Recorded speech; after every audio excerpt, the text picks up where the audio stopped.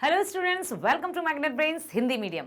मैं लाली वर्मा आप सभी विद्यार्थियों का बहुत बहुत स्वागत करती हूँ मैग्नेट ब्रेन्स पर। जी हाँ, मैग्नेट ब्रेन्स एक ऐसा प्लेटफॉर्म जो कक्षा 7वीं से 12वीं तक की online school education 100% free provide करता है आप सभी को, और साथ ही साथ आपके लिए हैं अब मैग्नेट ब्रेन्स की बुक्स और ई बुक्स।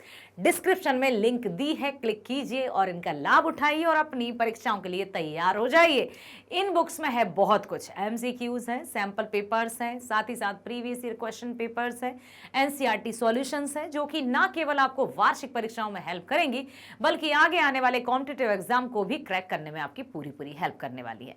चलो तो हम चलते हैं इस वीडियो की तरफ। हमने अपनी पाठ्य पुस्तक अंतरा का पार्ट 3 स्टार्ट कर दिया है और आज हम करेंगे इसी चैप्टर का कंप्लीट चैप्टर रिवीजन। कौन कौन सा है इसमें? इस कविता में कवि अज्ञे जी ने, सच्चिदानंद हीरानंद वात्स्यायन अज्ञे जी ने दो कविताओं को या दो विषयों को यहां पर दिखाया है। पहला है यह दीप अकेला और दूसरा है मैंने देखा एक बूंद। यहां पर दीपक के अस्तित्व का, दीपक मतलब एक व्यक्ति, और अकेले का अर्थ यहां पर यह बताया है कि एक दीपक जब तक पंक्ति में नहीं जाता उतना रोशनी या उतना सौंदर्य उसमें नहीं आता। यदि वही दीपक पंक्तिबद्ध तरीके से आ जाए तो वो सुंदरता को कई गुना बढ़ा देता है। उसी प्रकार से एक गुणी व्यक्ति जब समाज में रहकर, समाज के साथ मिलकर अपने गुणों का प्रचार करेगा या अपने सानिध्य में अन्य लोगों को लाएगा तो समाज का भी भला होगा। एक बूंद में यह देखा कि एक बूंद जो इतनी सुंदर है उसका अस्तित्व कुछ क्षणों में ही दिखाई दे जाता है, जबकि वो समुद्र में, मतलब यहां पर समुद्र है समाज का, एक बूंद है एक व्यक्ति का। ऐसा ही दीपक है एक व्यक्ति का प्रतीक और पंक्ति है समाज का प्रतीक। तो आइए अब हम चलते हैं कंप्लीट चैप्टर रिवीजन में, जिसमें हम सबसे पहले देखेंगे अज्ञे जी के जीवन परिचय से और उन जानेंगे कि कहां पर उनका जन्म हुआ, क्या उनकी शिक्षा दीक्षा रही। उसी के साथ हम चलेंगे कविता की व्याख्या पर। यह दीप अकेला और मैंने देखा यह बूंद, दोनों कविताओं को बहुत ही ध्यानपूर्वक हम पढ़ने वाले हैं। उनके सार को जानेंगे, व्याख्या को जानेंगे और साथ ही साथ कुछ प्रश्नों की भी चर्चा यहां पर करने वाले हैं। तो एंड तक मेरे साथ बने रहना ताकि आप इस कविता के सार को भी समझ लो, कवि के जीवन परिचय को भी जान लो और साथ ही साथ प्रश्नों के उत्तरों को भी समझ लो। तो सच्चिदानंद हीरानंद वात्स्यायन अज्ञे जी सन 1911 से 1987 का इनका जीवन काल रहा। अज्ञे जी का पूरा नाम क्या है? अज्ञे जी का पूरा नाम है सच्चिदानंद हीरानंद वात्स्यायन अज्ञे। उन्होंने अज्ञे नाम से काव्य रचना की। उनका जन्म कुशीनगर उत्तर प्रदेश में हुआ, किंतु बचपन लखनऊ, श्रीनगर और जम्मू में बीता। उनकी प्रारंभिक शिक्षा अंग्रेजी और संस्कृत में हुई। हिंदी उन्होंने बाद में सीखी। कौन कौन सी शिक्षा से हुई? अंग्रेजी और संस्कृत में उनकी प्रारंभिक शिक्षा हुई, उसके बाद उन्होंने हिंदी सीखी। वे आरंभ में विज्ञान के विद्यार्थी थे। बीएससी करने के बाद उन्होंने एमए अंग्रेजी में प्रवेश लिया। क्रांतिकारी आंदोलन में भाग लेने के कारण उन्हें अपना अध्ययन बीच में ही छोड़ना पड़ा। वे 4 वर्ष जेल में रहे और 2 वर्ष नजरबंद। अज्ञे जी ने देश विदेश की अनेक यात्राएं की। उन्होंने कई नौकरियां की और छोड़ी भी। कुछ समय तक वे जोधपुर विश्वविद्यालय में प्रोफेसर भी रहे। वे हिंदी के प्रसिद्ध समाचार साप्ताहिक दिनमान के संस्थापक संपादक भी थे। कुछ दिनों तक उन्होंने नव भारत टाइम्स का भी संपादन किया और साथ ही साथ उन्होंने सैनिक, विशाल भारत, प्रतीक, नया प्रतीक आदि अनेक साहित्यिक पत्र पत्रिकाओं का भी सफल संपादन किया। आजादी के बाद की हिंदी कविता पर उनका व्यापक प्रभाव है। उन्होंने सप्तक परंपरा का सूत्रपात करते हुए तार सप्तक, दूसरा सप्तक, तीसरा सप्तक संपादन शुरू किया। प्रत्येक सप्तक में 7 कवियों की रचनाएं या कविताएं संग्रहित हैं जो शताब्दी के कई दशकों की काव्य चेतना को प्रकट करती हैं। अज्ञे ने कविता के साथ कहानी, उपन्यास, यात्रा वृत्तांत, निबंध, आलोचना आदि अनेक साहित्यिक विधाओं में लेखन कार्य किया। शेखर एक जीवनी, नदी के द्वीप, अपने अपने अजनबी उपन्यास, अरे यायावर रहेगा याद, एक बूंद सहसा उछली, यात्रा वृत्तांत, त्रिशंकु, आत्मने पद निबंध है, विप्तगा, परंपरा, कोठरी की बात, शरणार्थी, जयदोल और ये तेरे प्रतिरूप कहानी संग्रह प्रमुख रचनाएं हैं। अज्ञेय प्रकृति प्रेम और मानव मन के अंतर्द्वंद्वों के कवि हैं। उनकी कविता में व्यक्ति की स्वतंत्रता का आग्रह है और बौद्धिकता का विस्तार भी। उन्होंने शब्दों को नया अर्थ देने का प्रयास करते हुए हिंदी काव्य भाषा का विकास किया। उन्हें अनेक पुरस्कार मिले हैं, जिनमें साहित्य अकादमी पुरस्कार, भारत भारती सम्मान और भारतीय ज्ञानपीठ पुरस्कार प्रसिद्ध हैं, प्रमुख हैं। तो इन पुरस्कारों को भी याद रखिएगा, क्योंकि जो वस्तुनिष्ठ प्रश्न आएंगे उनमें ये शामिल किए जा सकते हैं। उनकी प्रमुख काव्य कृतियां हैं भग्नदूत, चिंता, हरी घास पर क्षण भर, इंद्रधनु रोंदे हुए, आंगन के पार, कितनी नाव में कितनी बार आदि। अज्ञेय की संपूर्ण कविताओं का संकलन सदा नीरा नाम से 2 भागों में प्रकाशित हुआ है। संपूर्ण कविताओं का संकलन सदा नीरा, ठीक है, याद रखिएगा। संपूर्ण कविताएं उनकी सदा नीरा नाम से 2 भागों में प्रकाशित हुआ। यह दीप अकेला, इसमें हम क्या पढ़ने वाले हैं? इसमें दीपक है मनुष्य, एक अकेले मनुष्य का प्रतीक। वहीं पंक्ति के रूप में यदि हम समाज को देखते हैं तो कवि ने यह बताया है कि यदि कोई गुणी व्यक्ति अकेले में अपने आप के अस्तित्व का निर्माण कर सकता है, यदि वही गुणी व्यक्ति समाज के साथ मिलकर वहां रहे और समाज के व्यक्ति उसका जो गुण है उनका अनुसरण कर लें, तो सच में संपूर्ण समाज कितना सुंदर होगा। तो यह दीप अकेला कविता में अज्ञेय ने ऐसे दीप की बात की है जो स्नेह से भरा है, गर्व से भरा है, मदमाता भी है, किंतु अकेला है। मतलब जो अपने आप में सक्षम होते हैं, उन्हें किसी की आवश्यकता नहीं होती। यहां पर यह भी बताया गया है कि किस तरह से दीपक अकेला, तेल और बाती हो और दीपक हो, बस मद मस्ती में वो झूमता हुआ जलता रहता है और प्रकाशित करता रहता है। ठीक है, कवि ये भी कहते हैं कि इस अकेले दीप को पंक्ति में यदि शामिल कर लो, पंक्ति में शामिल करने से दीप की महत्ता और सार्थकता भी बढ़ जाएगी। दीप सब कुछ है, सारे गुण और शक्तियां उसमें है, उसकी व्यक्तिगत सत्ता भी कम नहीं है, फिर भी पंक्ति की तुलना में है तो वह एकाकी है। दीप का पंक्ति या समूह में विलय मतलब मिल जाना। विलय का मतलब क्या होता है बेटा? पंक्ति में मिल जाना ही उसकी ताकत और उसकी सुंदरता का भी बहुत और अधिक बढ़ा देगा। उसके लक्ष्य और उद्देश्य का सर्वव्यापीकरण है। ठीक यही स्थिति मनुष्य की भी है कि देखो, व्यक्ति अकेला यदि हम कहें तो सब कुछ है, सर्वशक्तिमान है, सर्वगुण संपन्न भी है, फिर भी समाज में उसका विलय, समाज के साथ उसकी अंतरंगता समाज को मजबूत करती है। साथ ही साथ यदि इसी तरह के व्यक्ति और होते जाएंगे, कहते हैं ना संगति का प्रभाव पड़ता है, तो राष्ट्र कितना सुंदर होगा, कितना मजबूत होगा। इस कविता के माध्यम से अज्ञेय व्यक्तिगत सत्ता को सामाजिक सत्ता के साथ जोड़ने पर बल दे रहे हैं कि हमें सिर्फ इंडिविजुअली या सिर्फ हमें अपने आप को ही नहीं देखना है, हमें सबको देखकर चलना होगा, सबकी भलाई के लिए सोचना होगा, सबके कल्याण के बारे में सोचना होगा। अब जो एक और कविता है, मैंने देखा एक बूंद, तो यहां पर भी कवि ने यही बताया कि एक बूंद जो समुद्र, जिसका कोई आदि कोई अंत नहीं है। ठीक है, मैंने देखा एक बूंद कविता में अज्ञेय ने समुद्र से अलग प्रतीत होती बूंद की क्षणभंगुरता को व्याख्यायित किया है। यह क्षणभंगुरता बूंद की है, समुद्र की नहीं। बूंद क्षण भर के लिए ढलते सूरज की आग से रंग जाती है। क्षण भर का यह दृश्य देखकर कवि को एक दार्शनिक तत्व भी दिखने लग जाता है। विराट के सम्मुख बूंद का समुद्र से अलग दिखना नश्वरता के दाग से, नष्ट होने के बोध से मुक्ति का एहसास है। इस कविता के माध्यम से कवि ने जीवन में क्षण के महत्व को, क्षणभंगुरता को प्रतिष्ठापित किया है कि ये जीवन है क्षणभंगुर, नश्वर है, शाश्वत नहीं है। किसी भी प्राणी का जन्म हुआ है तो मृत्यु अटल है। तो हमें उस जीवन काल में जितना भी हमें समय मिला है, हर एक पल का सदुपयोग करना है। एक एक पल हमें बहुत अच्छे से यूटिलाइज करना है, किसी भी क्षण को हमें गंवाना नहीं है। यह दीप अकेला स्नेह भरा है, गर्व भरा मदमाता, पर इसको भी पंक्ति को दे दो। यह जन है गाता गीत जिन्हें फिर और कौन गाएगा, पंडुब्बा ये मोती सच्चे फिर कौन कृति लाएगा। मोती जब तक समुद्र में रहते हैं तब तक कौन कीमत समझता है उनकी, लेकिन वही मोती यदि समुद्र से बाहर आ जाता है तो अमूल्य हो जाता है। उसी तरह से एक यदि बूंद भी है, समुद्र में है, क्या है, कुछ नहीं। जब वो बूंद सूर्यास्त के समय कुछ पल के लिए समुद्र से छिटक कर दूर जाती है, उछलती है, तो वो बूंद अपने आप में कितना सौंदर्य समेटे रखती है। ठीक है, तो ये समिधा ऐसी आग हटीला बिरला सुलगाएगा, यह अद्वितीय, यह मेरा, यह मैं स्वयं विसर्जित। यह दीप अकेला स्नेह भरा है, गर्भ भरा मधमाता, पर इसको भी पंक्ति को दे दो। यह मधु है स्वयं काल की मोना का युग संचय, यह गौरस जीवन कामधेनु का अमृत पूत गए। या अंकुर फोड़ धरा को रवि को तख्ता निर्भय, या प्रकृति स्वयं ब्रह्म अयुत इसको शक्ति को दे दो। अब बीज की बात की गई है कि छोटा सा नन्हा सा पौधा जब बीज बनकर निकलता है जमीन से, तो कैसे वह जमीन को फोड़ता हुआ आगे बढ़ जाता है और अपने अस्तित्व का निर्माण कर लेता है। धरा को फोड़ देता है कोमल बीज। तो इकलौती मतलब मनुष्य में बहुत शक्ति है, अदम्य साहस है। यदि वही साहस सबके साथ मिलकर उस शक्ति का निर्माण किया जाए तो वो सबको परास्त कर सकता है। यह दीप अकेला स्नेह भरा है, गर्व भरा मदमाता पर इसको भी पंक्ति को दे दो।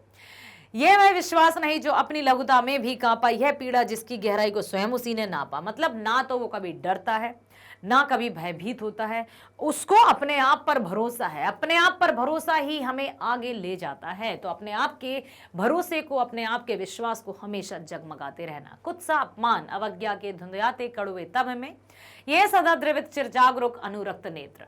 उल्लंबन बाहु है चिर अखंड अपनापा, जिज्ञासु प्रबुद्ध सदा श्रद्धा में इसको भक्ति को दे दो। यह दीप अकेला स्नेह भरा है, गर्व भरा मदमाता पर इसको भी पंक्ति को दे दो।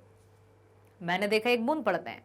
मैंने देखा एक बूंद सहसा उछली सागर के झाग से, रंग गई क्षण भर ढलते सूरज की आग से, मुझको दिख गया सुने सूने विराट के सम्मुख हर आलोक हुआ, छुआ अपनापन है उन्मोचन नश्वरता के दाग से। अब यहाँ पर उन्होंने ये बताया है इस कविता के माध्यम से कि जो बूंद समुद्र में जब उसका विलय हो जाता है, वो बूंद बूंद नहीं रह जाती है, ठीक है। उसमें वही बूंद यदि कुछ समय उछल जाए, इतनी सी उछल कर यदि समुद्र से अलग हो जाती है और सूर्यास्त की किरणें उस पर पड़ती हैं, तो कितना सौंदर्य उसमें छलक जाता है, ये बताया है, ठीक है। अब हम प्रश्न उत्तर करेंगे। और मैं एक और बात आपसे कहना चाहती हूँ बेटा कि जो भी कंफ्यूजन या जो भी प्रश्न आपके मस्तिष्क में उपज रहे हों, प्लीज प्लीज प्लीज मुझे कमेंट करके बताइए। मैं आपके कमेंट को रीड करके आपको रिप्लाई भी दूंगी और आपके जो भी भ्रम या कंफ्यूजन है उनके आंसर्स भी दूंगी। प्रश्न है, दीप अकेला के प्रतीकार्थ को स्पष्ट करते हुए बताइए कि उसे कवि ने स्नेह भरा, गर्व भरा और मदमाता क्यों कहा है। स्नेह से भरा भी कहा है, ठीक है, गर्व से भरा भी कहा है और मदमाता भी कहा है। मदमाता मतलब अपनी धुन में मस्त एकदम। तो कविता में कवि अज्ञे जी ने यह बताया है कि हर मनुष्य भी संसार में अकेले ही आता है, ठीक है। और साथ ही साथ ये भी बताया कि मनुष्य का जो अस्तित्व है, मनुष्य की जो पहचान है, वो पंक्ति में रहने से है, समाज में रहने से। क्योंकि मनुष्य समाजी मतलब एक सामाजिक प्राणी है, समाजीकरण अत्यंत आवश्यक है। पंक्ति का अर्थ समाज से लिया गया है। पंक्ति में दीप को लाकर रख देने का तात्पर्य है कि उसे समाज का एक भाग बना देना। कविता में दीप एक ऐसे व्यक्ति का प्रतीक है जो स्नेह, गर्व और अहंकार से युक्त भी है। साथ ही साथ दीप तेल के कारण जलता है, वैसे ही मनुष्य भी स्नेह के कारण जीवित रहता है। मन में जब प्रेम की भावना होगी तो मनुष्य का जीवन बहुत सुंदर होगा और वह स्नेह की भावना ही उसे जीवित रखती है। साथ ही साथ दीप संसार को प्रकाशित करता है, उसकी लौ झुकती नहीं है, इसलिए उसको कहा है कि बिल्कुल अपने अहंकार में डूबा है, उसके गर्व का सूचक है।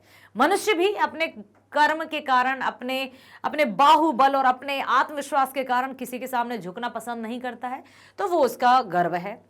वह कहीं नहीं झुकता है। जलते हुए दीपक की लौ इधर उधर हिलती रहती है, मतलब वो खुशी में झूम रहा है, वो मस्त है, उसे किसी भी तरह से कोई कमी नहीं खलती। कवि ने इसे ही मदमाती कहा है। मनुष्य भी मस्ती में इधर उधर मदमाता रहता है, यही कारण है कि कवि ने उसे स्नेह भरा, गर्व भरा और मदमाता कहा है। मतलब कि दीपक की तुलना मनुष्य से की है या मनुष्य की तुलना दीपक से की है, दीप अकेला में, कि मनुष्य गुणी होते हैं, बुद्धिमान होते हैं, वो अकेले ही बहुत सारा कार्य करते हैं, वो किसी पर आश्रित नहीं होते, किसी के समक्ष झुकते नहीं है। लेकिन यहां पर यह भी कहने का तात्पर्य है कि जैसे भक्त और भगवान की बात की जाए हम, तो भगवान की जय जयकार या भगवान के कृपा होने की बात तब तक सामने नहीं आती जब तक कि भक्त उसका गुणगान ना करे। तो भक्त का जो भक्ति है वही भगवान की पहचान है। तो जिस तरह से भगवान का अस्तित्व भक्त के बिना नहीं है या भक्त का अस्तित्व भगवान के बिना नहीं है, उसी तरह से एक व्यक्ति का अस्तित्व समाज के बिना नहीं है और समाज का अस्तित्व व्यक्ति के बिना नहीं है। अन्योन्याश्रित, ये शब्द याद रखिएगा बेटा, इंटरडिपेंडेंट, ठीक है। इंटरडिपेंडेंट जो अंग्रेजी में एक शब्द है, उसको हिंदी में कहते हैं अन्योन्याश्रित। क्या कहते हैं?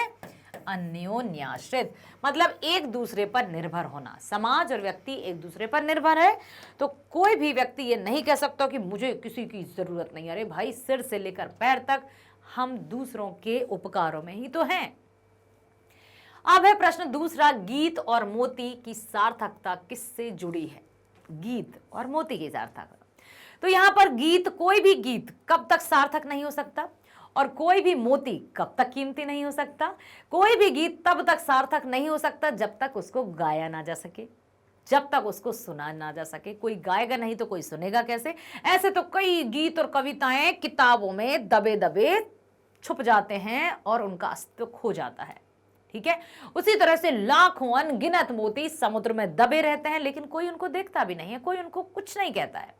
एक गीत की कीमत गाने से है, उसकी पहचान, उसका अस्तित्व तभी है जब वो गाया जा सके, जब लोग उसको सुने। उसी प्रकार एक मोती को जब गोताखोर समुद्र में डुबकी लगाकर निकालता है, तब उसकी कीमत होती है। तो देखो, गीत तभी सार्थक है जब वह गायन से जुड़ा हुआ हो, और मोती भी तभी सार्थक है जब गोताखोर उसे बाहर निकाल ले। गीत को जब तक गाया नहीं जाएगा तब तक उसकी सार्थकता निरर्थक है, मतलब उसका अस्तित्व नहीं है। पन्ने में लिखा गीत अपनी पहचान कभी नहीं बना सकता है। जब लोगों द्वारा गाया जाएगा तभी उसे पहचाना जाएगा, तभी वह सार्थक कहलाएगा। ऐसे ही मोती, यदि कोई गोताखोर समुद्र की गहराइयों से जाकर उस मोती को निकाल कर नहीं लाएगा, तब तक उसे कोई भी नहीं पहचान पाएगा। समुद्र की गोद में कितने ही मोती विद्यमान होंगे, वह बाहर नहीं लाए गए हैं, उन्हें कोई नहीं पहचानता है, अर्थात वे समुद्र तल में निरर्थक हैं। तो यहां पर यही बताया गया है। ठीक है, एक और प्रश्न है कि यह अद्वितीय, यह मेरा, यह मैं, स्वयं विसर्जित पंक्ति के आधार पर व्यष्टि के समष्टि में विसर्जन की उपयोगिता बताइए। यह प्रश्न बहुत महत्वपूर्ण है, इसको सुनिए और समझिए बेटा। व्यष्टि के समष्टि मतलब एक व्यक्ति का समाज में विलय हो जाना, एक से हम मतलब मैं से हम में परिवर्तित हो जाना। ठीक है, मैं से हम में परिवर्तन। यहां पर मैं और हम की भी मैं बता दूं आपको बात, कि जहां हमारा अस्तित्व हो वहां हमें हम होना चाहिए। संगठन और भीड़ की यदि मैं बात करूं, संगठन और भीड़ की यदि मैं बात करूं, तो भीड़ में किसी का भी अस्तित्व नहीं रहता है, जबकि संगठन में हर एक व्यक्ति का अस्तित्व रहता है। तो जहां अपना अस्तित्व हो वहां हमें जुड़ना चाहिए। एकता का मतलब भीड़ तो कदापि नहीं होती, संगठन के साथ काम करना है, अपने वजूद के साथ काम करना है। ठीक है, तो यहां पर एक व्यक्ति का समाज में विलय हो जाना, ताकि उस व्यक्ति के अंदर जो गुण है, जो बुद्धि है, जो बल है, जो साहस है, वो समाज के हित के रूप में काम आ सके। जब व्यष्टि का समष्टि में विसर्जन होता है तब उसकी उपयोगिता बढ़ जाती है। प्रत्येक व्यक्ति सभी गुणों से युक्त है, बस अंतर सिर्फ इतना है कि किसी के गुण छप जाते हैं और किसी के गुण छुप जाते हैं। ठीक है, अकेला वह अपने गुणों का लाभ न स्वयं उठा पाएगा और न किसी अन्य का भला कर पाएगा। जब वह समाज के साथ जुड़ जाता है तब उसके गुणों का सही लाभ उठाया जा सकता है।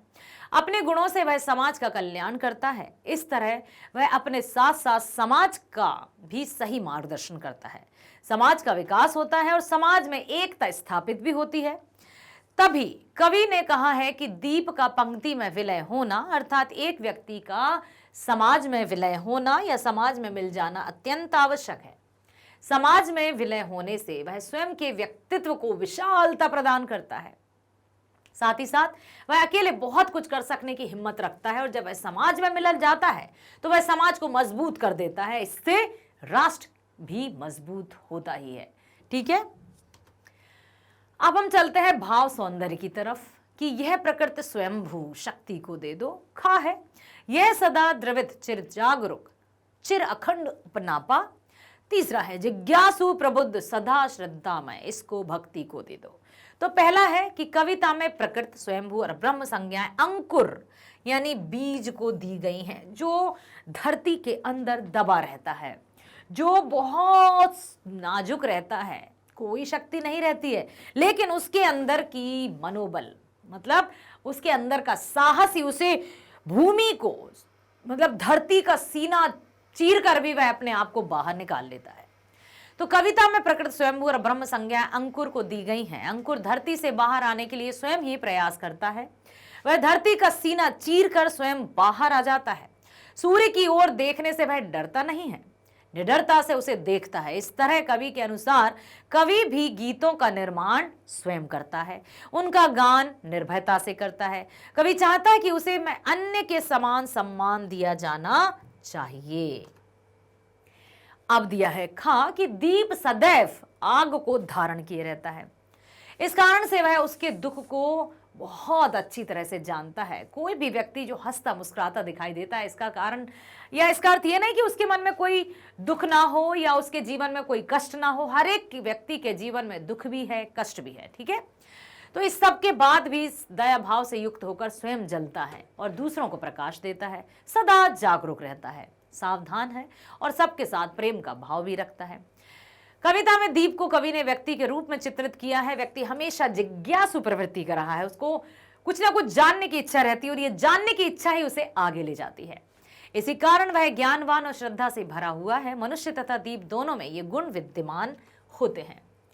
अब हम चलते हैं मैंने देखा एक बूंद के प्रश्नों की तरफ। तो यहाँ पर बूंद भी एक व्यक्ति का पर्याय है, सिंगल व्यक्ति, इकलौता व्यक्ति, और जो समुद्र है वो समाज का।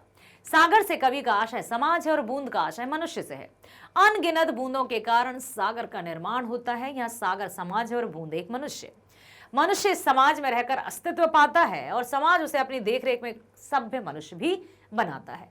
दोनों का जो परस्पर संयोग है उसी से दोनों के अस्तित्व का निर्माण होता है। दोनों एक दूसरे के बिना अधूरे हैं। कवि इनका संबंध सागर और बूंद के रूप में स्पष्ट करके उनके संबंध की प्रगाढ़ता को दर्शाता है कि उनका संबंध, जो उनका नाता है, जो उनका रिश्ता है, जो वजूद है, वो एक दूसरे के साथ रहने से है।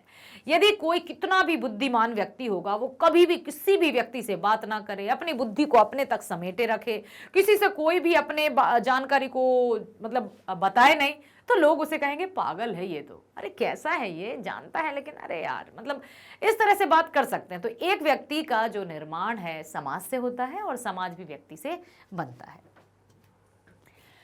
अगला प्रश्न है, रंग गई क्षण भर ढलते सूरज की आग से। पंक्ति के आधार पर बूंद के क्षण भर रंगने की सार्थकता बताइए। पानी की बूंद समुद्र से ऊपर छलांग मारती है और वह क्षण भर के लिए समुद्र से अलग हो जाती है। उसी क्षण भर में अस्त होते हुए सूर्य की किरणें उस पर पड़ती हैं और उसके कारण वह सोने के समान रंग वाली हो जाती है। वह सोने के रंग में क्षण भर के लिए चमकती है, मगर उस थोड़े समय में वह अपना महत्व दर्शा जाती है, अर्थात अपनी सार्थकता भी बता जाती है। अगला प्रश्न है, क्षण के महत्व को उजागर करते हुए कविता का मूल भाव लिखिए। यह कविता मनुष्य को क्षण का महत्व बताती है। कवि चाहता है कि मनुष्य द्वारा स्वार्थ हित से स्वयं को हटाकर व्यष्टि का समष्टि में विलय कर देना चाहिए। एक का सब में विलय हो जाए, मतलब एक व्यक्ति का समाज में विलय हो जाए। इस संसार में विद्यमान प्रत्येक व्यक्ति दुखी है, अतः हमें चाहिए कि मिलकर लोगों के दुखों को दूर करने का प्रयास करें। जब एक दूसरे के दुखों को हम बांटेंगे, तो कहते हैं ना कि दुख बांटने से कम हो जाता है और सुख बांटने से बढ़ जाता है। तो हम जब एक दूसरे के साथ रहेंगे तो हमारे दुख भी कम हो जाएंगे और हमारे सुख भी बढ़ जाएंगे। इसी तरह एक बूंद सागर से अलग होकर क्षण भर में सूर्य के प्रकाश से चमक उठती है। यह हमें सीख देता है कि इस विशाल संसार में मनुष्य अपने नश्वर शरीर के साथ भी स्वयं के छोटे से जीवन को सार्थक कर सकता है। किसी को नहीं पता है कि किसका जीवन कब तक है, कौन किसको कितनी उम्र मिली है या कौन कितने वर्षों तक जिएगा, किसी को नहीं पता। तो ये नश्वर जीवन में हर एक पल को हमें इतने अच्छे तरीके से व्यतीत करना है, सुख शांति के साथ, खुश होकर, अपने आप पर भरोसा रखकर, उदास और मुरझाया हुआ चेहरा लेकर हमें कभी भी नहीं जीना है। ये मनुष्य जीवन हमें मिला है ना, यही सबसे बड़ी हमारे लिए उपलब्धि है, सबसे बड़ा उपकार है परमात्मा का दिया हुआ। तो हमें किसी भी स्थिति में निराश नहीं होना है, खुद को कम कभी नहीं समझना है, ठीक है। यह क्षण ही तो है जो उसे स्वयं को सार्थक करने के लिए अवसर प्रदान करता है और कभी भी हमें अच्छे अवसरों की प्रतीक्षा नहीं करना कि अच्छा अवसर आएगा तब हम कुछ बड़ा करेंगे। अरे भाई, जो अवसर मिला है उसी को हमें अच्छा करना है। बुद्धिमान हैं, ये तो मानना पड़ेगा।